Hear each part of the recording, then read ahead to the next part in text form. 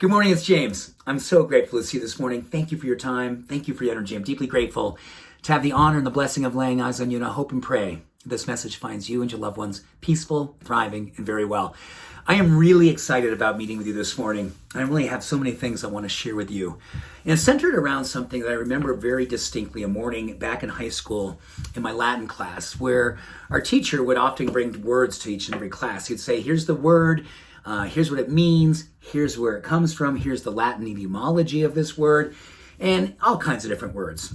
But I remember one morning, really in particular, he came to class and I guess he felt more somber. He felt more, not sad, but I guess he was just more feeling the emotion of this word and what he wanted for all of us to understand how deep this meaning could be and how to make it deeply personal. So the word he shared with us that day was mediocrity, which we know today as mediocrity. He said that mediocrity is choosing to dwell in the valley of average. Choosing to dwell in the valley of average. He said, mediocrity is here in the valley. You've got peaks in your life. These peaks could be, excelling at your purpose, being a good human, embodying virtue and excellence, he would say. That's up here in this peak. But he said, so few of us ever leave the valley of average. We choose mediocrity. And I think when he said that, I was just like, oh, don't forget this. Even though I was a teenager, I had a lot of stuff happening in my personal life, a lot of stuff happening in my family, a lot of stuff that really made me feel probably mediocre in terms of the power I had in my life, my ability to really kind of, change my life. But today I think about this word in so many wonderful ways, really kind of empowering ways. So I'd love for you to maybe share in the comments, what comes up for you under the influence of that word mediocrity, and even more so, kind of examining, just taking a look at areas in your life where you go, yeah, I'm choosing to be in the valley of average right here. I could be loving this area of my life more. I could be loving this person that much more. I could be caring for my soul this much more.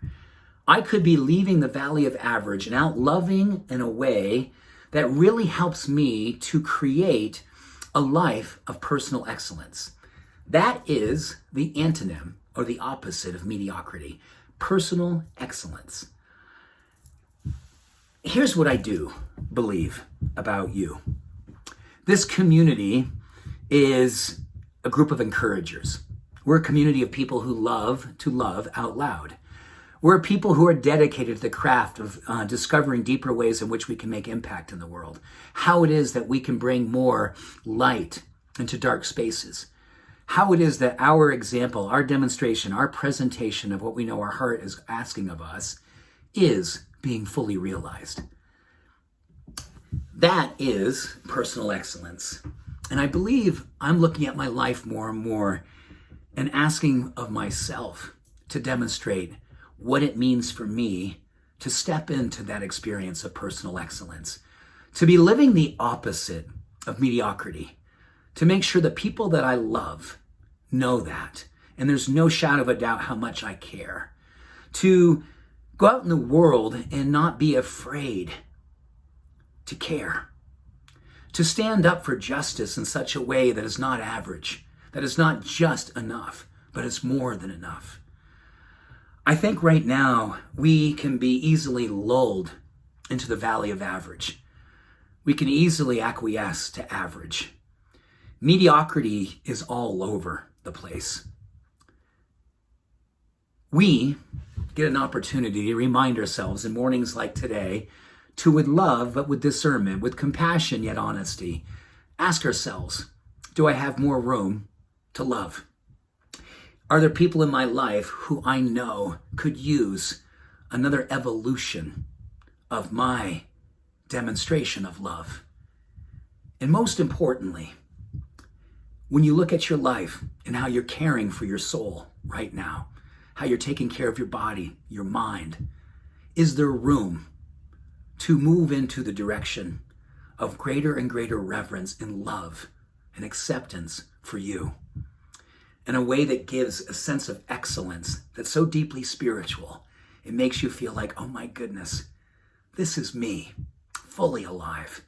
This is me, fully embodying everything I know I came here to be. And with deep excellence and a sense of passion and purpose, I'm doing it. I'm living it. I am it. I pray this is how you feel this morning. And I pray this word mediocrity stirs curiosity and maybe some as a catalyst to wake us up to what it is that we know to be true and an opportunity to live it better, more evolved, more openly, and more passionately than ever before. Thank you.